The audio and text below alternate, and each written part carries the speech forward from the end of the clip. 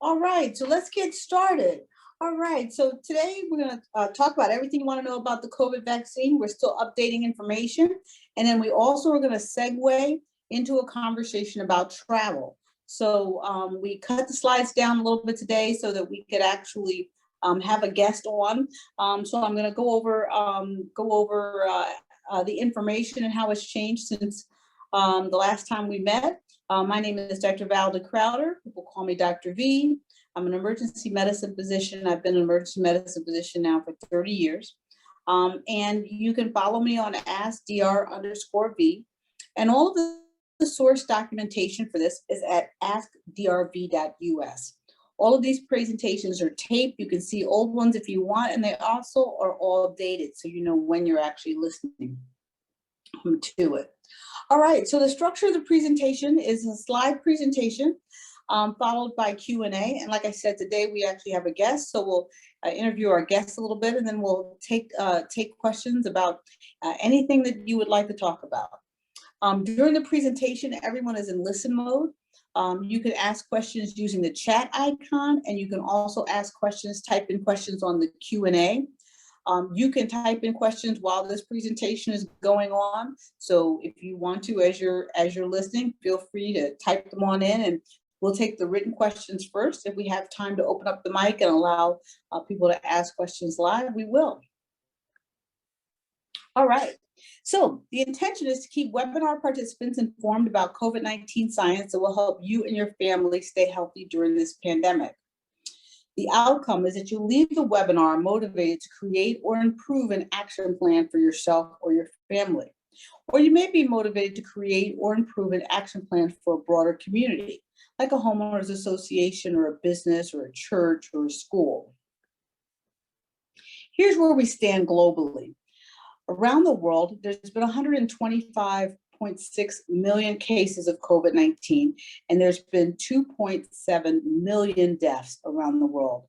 In the United States, we are about 4% of the population, but we actually represent about 20% of the actual cases and deaths. So we outpace our representation. There's about 29.7 million cases in the US, and there's been about 541,000 deaths. Now, a lot of people say, why is the US 4% of the population, but 25% of the deaths worldwide? Well, just recently, our ex-president said he listened to Fauci on how to handle the coronavirus pandemic, but didn't do what he said. Now, these are his own words. So this is what he said just recently this week. So I think this has a lot to do with where we are right now. So let's talk about COVID-19. We know it's highly contagious, and it can cause an infection in 45 seconds of exposure. Specifically, some of the variants can actually cause an infection in 15-20 seconds. As far as percent penetration, this is how contagious it is. So if 100 people get exposed to it, 60 to 80% will come down with COVID-19. This is very different than the flu, which is actually more around 30 to 40%. Now, COVID-19 can be droplets and airborne. Droplets are larger, greater than 5 microns. Airborne is less than 5 microns. Now, the droplets actually fall closer to the person, and the airborne particles actually travel a lot further. So this just shows an example of what it would look like. If this person was COVID positive, the droplets in the red, they're bigger, they're bulkier, they're heavier, and they fall within 3 feet. And the airborne particles are gray. They also carry COVID-19, and they can travel very far. The length of how far they travel and how long they stay in the air really depends upon the temperature and the humidity. Less than 52 degrees, and they travel much further and stay in the air. So if this person is walking or talking or shouting or singing or playing an instrument, both these droplets and these airborne particles are in the air. Now, I was recently asked to review an article from the University of Georgia about neck gaiters and masks. What that article said is that neck gaiters are just as effective against the droplets not the airborne. They didn't study airborne. They only studied respiratory droplets. This is why it's really, really important to read these studies carefully. And since COVID-19 is both droplet and airborne, you actually want to have a KN95, not a neck gaiter. All right, so let's talk about testing. PCR testing is the gold standard. That is the one that is not very comfortable. It's most accurate 8 days after exposure. It can be inaccurate if it's administered too soon or too late. The rapid test is the one that is done very quickly, just a swab of the side of your mouth. The problem is 30% of the time, it tells you do not have the disease when you do. So I want to say that again. 30% of the time, it tells you do not have the disease when you do. So if it's positive, it's true. If it's negative, you need to get another one. So a rapid test would not be something that I would actually use to tell myself if I'm negative or not, or go visit family or travel or whatever I may be doing. Just to look at the mask, I actually didn't put a picture of the neck gaiters there, but the fabric masks are about 20-25% effective. The surgical mask, 30 to 35%. The KN95 mask, which is the mask in the lower left-hand corner, this to the right, that is really the preferred mask at this point in time. I see some people trying to have 2 surgical masks. Really, if you just get 1 KN95 mask, you're fine. The other thing is because it's coned out, it gives you a little bit more room to speak and talk without getting wet. And other thing too, a lot of times is the mask, if they get wet and then, you're breathing, you can get bumps around your lips. And the KN95 mask really is much more comfortable to wear and blocks out anywhere between 85 and 90% of the particles. The Spirion half mask is a mask that I use in the emergency department. It's an N100 mask, and that's what I use if I'm actually seeing COVID-19 patients. A lot of people say wearing a mask is uncomfortable. I just actually share with people, this is actually when I put somebody on a ventilator. So this is a laryngoscope. It's a stainless steel instrument that we use and put down your throat so that we can look at your vocal cords and pass that plastic tube through your vocal cords. It is extremely uncomfortable. A mask is way easier. All right, just so we can talk about COVID symptoms. Remember, the main symptom is actually no symptom. So people who are asymptomatic, it's probably the most common symptom that we actually see. Flu-like syndrome with no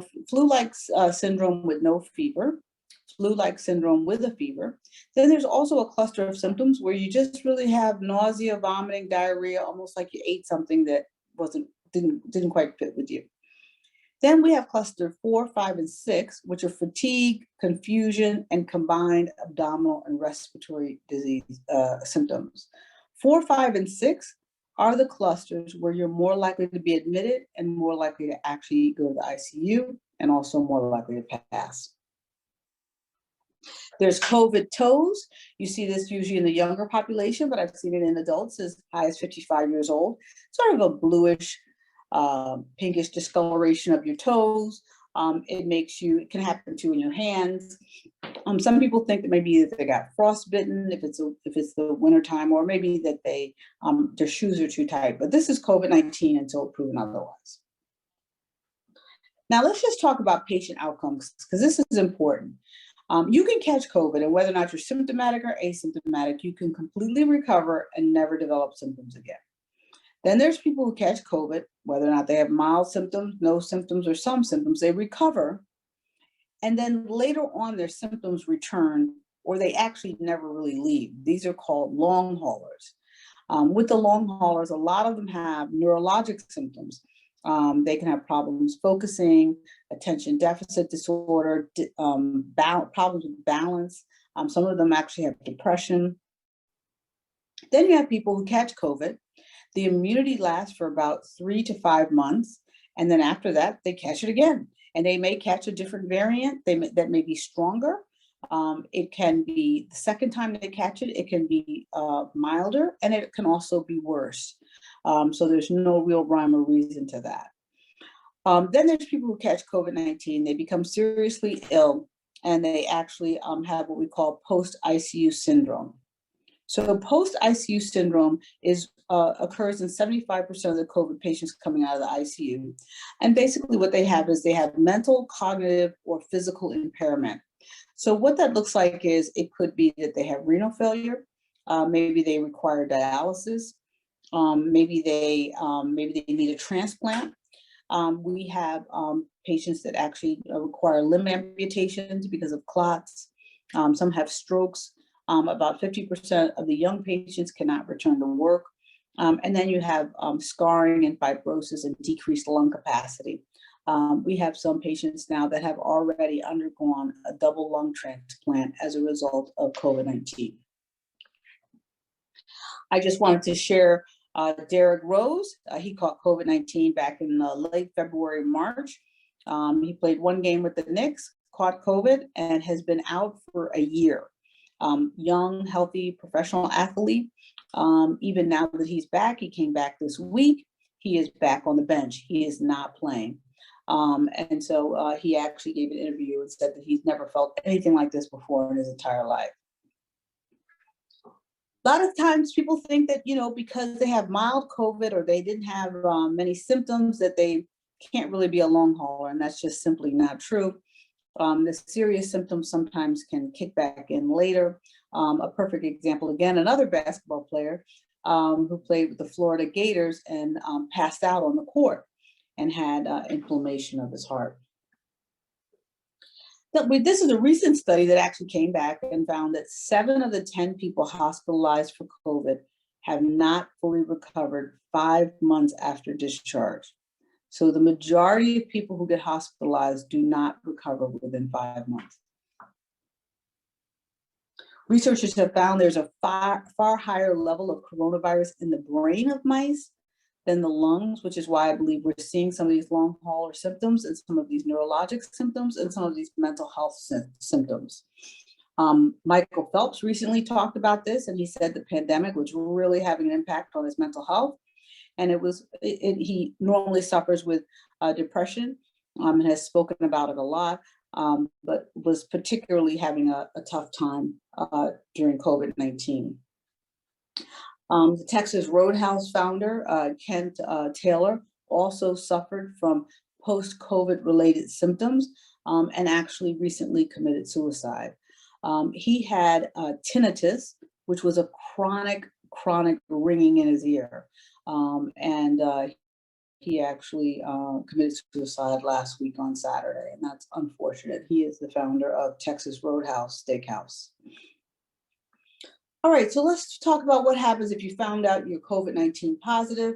You preferably want to quarantine for 21 days. About 6% of the people after 14 days are still positive. If you come out after 14 days, you want to make sure to get a test.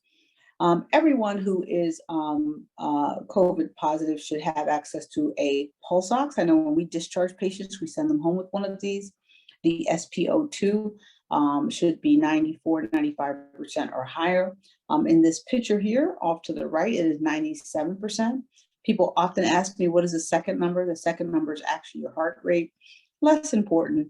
Normally it should be less than 100, but if you have a fever, it could be as high as 110, 115. Everyone should be taking zinc and vitamin D3. Deficiencies of both of these are associated with worsening COVID symptoms. You also, if you're quarantined, you want to have a bathroom that only you can use. You want to have a cell phone where you're calling 911, not friends. And you have people leave food at a closed door. I've had a lot of COVID people ask if they can go get Starbucks coffee or go to Bojangles. You cannot, because you cannot actually protect other people, even with a mask, if you are COVID positive. Even just a small amount of particles coming out and exposing to someone else is very, very dangerous. So you really do have to be in seclusion while you're COVID positive. You can open up the windows, and we also recommend that people get HEPA filters in their HVAC system. Now, the treatment, in addition to oxygen, vitamin D, zinc, I also recommend that people have in their home famotidine. Famotidine is Pepcid AC. Pepcid AC is very, very important to have in your cabinet right now. And the reason why is it decreases inflammation. And COVID-19 is an inflammatory disease. So you don't need Pepcid AC for heartburn or anything like that. You need it in this situation to decrease inflammation. The other thing is Decadron, which is a steroid. I'm going to talk about antibodies. This is very, very important. If you have not been vaccinated, antibodies are critical because if you catch COVID-19, they decrease your likelihood of hospitalization by 70%. And then ECMO, which is if you fail ventilation, we put you on like a heart and lung machine. If you're young enough to withstand having your chest opened up and having those major vessels cannulated. All right, so let's talk about this because this is one major thing that everyone needs to do right now is to find an infusion center near them and know where they would go if they became COVID positive to get antibodies. Not all the hospitals have them. You want to make sure you know where to go. There are some federally qualified healthcare clinics that have them, but again, they're not everywhere. So you want to make sure you know where to go. This is basically a screening tool. I wanted to show this to people because one of the main things is if you've had symptoms for more than 9 or 10 days, you do not qualify. So do not stay at home and actually struggle with COVID-19. If you think you have COVID-19, get tested quickly, make sure whether or not you have it or not. And if you have symptoms, go to get antibodies. Now, one of the things they look at all different places have different criteria. But this is one particular hospital. This is not my hospital, but this is one particular hospital. And in this hospital, 65 years or older, everyone's eligible. 12 to 64 years old, people are eligible if they have a risk factor. So one risk factor is diabetes, high blood pressure, chronic kidney disease. Some people use heart disease or hypertension. And another risk factor is if you're a little overweight. So if you're a little overweight, most people don't know what their BMI is, but this particular protocol uses a body mass index of 35. Now, people asked me on Tuesday, what was the name of the monoclonal antibodies? I've been saying monoclonal antibodies without saying the name because I'm not even clear how these names are produced. And I'm not even sure why they gave these drugs such complicated names. So I just call them MAB or monoclonal antibodies.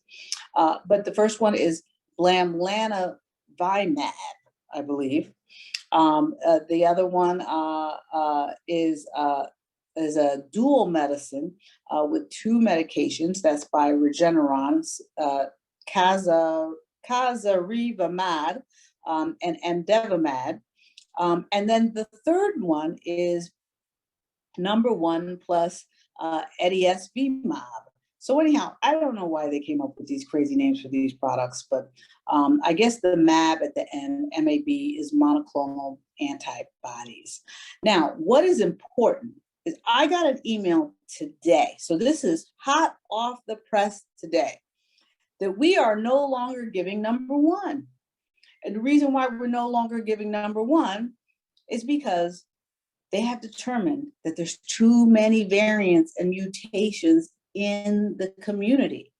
So I have not seen any published data on this, but the fact they immediately today yanked number 1 out of our pharmacies, we're no longer giving it because of too many mutations. So I know we've talked about genetic surveillance and that money was coming out with the $1.9 trillion by Biden. They have started the testing and they know the results, and the results are not good. So let's talk about how the vaccines work. Let's start first with how COVID actually gets into your body. So first, it starts off where you have a viral RNA inside of a fatty covering, and that fatty covering has a spike protein on its surface. The spike protein connects with a receptor protein, and that unclicks it, and then actually allows the virus and the fatty covering to get into your cell. Once it gets into your cell, your RNA and your ribosomes it just begins to actually duplicate. So it duplicates the virus, and it also duplicates and makes the fatty covering and also the spike protein. Then it reformulates and it heads out and it actually attacks another cell. So you have over a trillion with a T cells in your body. So this happens over and over again. So when people come in with COVID-19, they said they feel like their whole body is on fire. So this is basically sort of what happens. So Moderna and Pfizer are messenger RNA vaccines. Basically, what those vaccines are is you have messenger RNA inside the vaccine that is coded for the spike protein. When you get vaccinated, it teaches your body just to make the spike protein. Your body recognizes the spike protein as foreign, develops antibodies, attacks it, and kills it. So that way, when you see the spike protein in the community, you actually fight it off. So it doesn't mean that you don't get infected by COVID-19. It just means that when you do, you recognize it and you can fight it off. Okay, so let's go to Johnson & Johnson. Johnson & Johnson is what we call a viral vector approach. Takes the virus for the common cold, which is called adenovirus, alters it so it's harmless, connects it with some genetic material from COVID-19, and that combination teaches your body to generate antibodies to the spike protein. So then the virus cannot attach and it renders COVID-19 harmless. So this is what this is Pfizer, Moderna, Johnson & Johnson, and other vaccines that are actually being tested. So right now, we have these three that are actually approved. Now, when you look at the efficacy, I tell people, remember that Moderna and Pfizer did not test when we had mutations. But both of those are 2 shots. Johnson & Johnson is 1 shot. Janssen trial is 2 shots of the Johnson & Johnson to see if a second shot makes a difference. Novavax, I think, will be one that we will actually see that will actually get emergency use authorization in the next 30 to 45 days or so. It is being tested at Howard University. It is also 2 shots. And AstraZeneca is the one that you've seen that's had a lot of problems. I'm not sure if that one will ever be actually approved in the US. Dr. Fauci actually said, the British vaccine developer made an unforced error in their data and the way they structured their study. So I don't, again, I think that AstraZeneca is going to be one that may not cut the mustard, but we'll have to see. Novavax, actually, their CEO has said their vaccine has manufacturing hurdles. Now, we've seen other pharmaceutical companies step in and help certain companies that need help with manufacturing. So that is something that, we could get over when they actually apply for emergency use authorization. Now, let's talk about the mutations, because this is where all the action is going to be over the next month or 2. Now, we before did not have enough money to do genomic surveillance. So now with the $1.9 trillion, you're just now seeing genomic surveillance and testing being done. Basically what they do is the swabs that they've done over the last, 3 months, 6 months, et cetera, they keep those specimens. They're able to actually go back and retest some of those specimens so they can see how much of these mutations are in the community. And again, it has to be a lot because they just pulled this antibody off the market. Now, there's a UK variant, which seems to actually, the Moderna vaccine and the Pfizer vaccine seem to protect you from that. There's a South African variant, which is actually much more dangerous, more likely to have immune escape, and also more dangerous to children. And then there's a Brazilian and a California variant. And then since I've made this slide, there have been like 4 or 5 more variants. One in New York, another one in California. Brazil is going to be a hotbed for variants because Brazil has an infection rate that's just out of control. So the more infection you have, the more likely you're going to have a mutation. There's no New Zealand or South Korea variant because they did a very good job of actually clamping down on their infections. UK variant, you were 64% more likely to die. So these strains are more dangerous. So this is really, really important. Again, the South African variant, both Pfizer and Moderna are working on a booster shot. I would not be surprised if we do not see a booster shot within the next 6 months. All right, totally, we have 130 million vaccines that have gotten into people's arms, which is phenomenal. 130 million. So that is really, really good. If you are looking to find out where to get vaccinated, These are two websites that you can look at. The vaccinefinder.org is also co-sponsored with the CDC. Vaccinehunter.org is a private organization. Now, one thing that I can say, and I saw this information come out, and I'm going to have this ready on Tuesday. It just came out also today. Today's been a very busy day.